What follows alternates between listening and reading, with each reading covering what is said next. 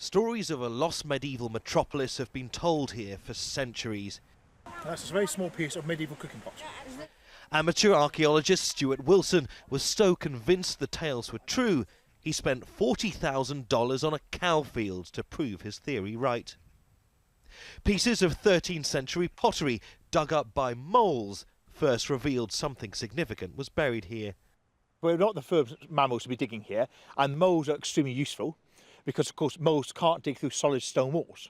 But sometimes we actually got one which went down through our excavation trenches, then spoke through what we thought was a solid stone wall. And we dug, and we actually then found the entranceway of a building, which was quite good. A decade on, and Stuart, together with a band of volunteers, have now unearthed the footprint of what they claim was once a sprawling industrial city, a possible cornerstone of 13th century iron making. What we found here is evidence of ironworking taking place. Dutch archaeologist Vincent Bleekmolen shows us around a medieval manor house. Right next door we have what we believe... So how far does the well go down? At its centre, a courtyard well that goes down to a freshwater spring. Volunteer John Izzard gives me a crash course in digging. You foot reach forward using the blade and then you scrape it forward.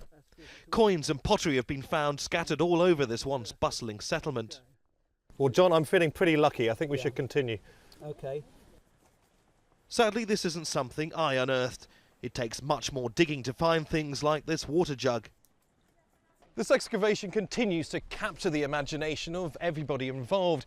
Many have arrived here hearing stories of a once mighty medieval city. But is that city buried here, under a Welsh field? The more digging that's done, the more the ground reveals its secrets.